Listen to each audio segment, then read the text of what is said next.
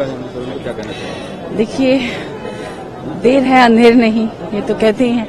और हमारी जनता जिस तरह से पिछले कई महीनों से परेशान थी और उनके लिए न्याय यात्रा, उलगुलान महारैली और तमाम तरह से विरोध प्रदर्शन कर रही थी, यहाँ तक कि हमारी पार्टी को बोलना पड़ा कि आप लोग शांति से रहें, आप लोग कोई उन्माद न फैलाए, क्योंकि फिर राष्ट्रपति शासन की भी तैयारी हो गई थी। तो ऐसे में इतने लोकप्रिय युवा मुख्यमंत्री जो जनता ने जिन्हें चुनकर भेजा था, उनको जिस तरह से उनके खिलाफ जो भी षड्यंत्र हुआ, आज इतने महीनों के बाद उन्हें जनता के बीच आने का मौका मिल रहा है। इसलिए झारखंड में खुशी की लहर है। तमाम लोग चाह रहे हैं बाहर आकर उनको, जैसे वो बाहर आए उनसे मिलने के लिए।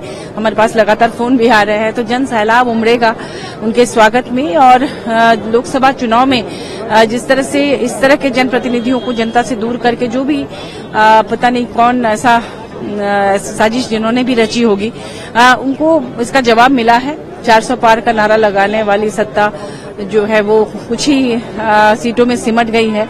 शायद इसीलिए उनको फिर जनता के बीच आने का मौका मिल रहा है। झारखंड हाईकोर्ट के फैसले को आप लोग पूरी तरह से सम्मान करते हैं? और बिल्कुल पूरी तरह से सम्मान करते हैं, बल्कि इससे बहुत ज्यादा खुश है हमारी कार्यकर्ता।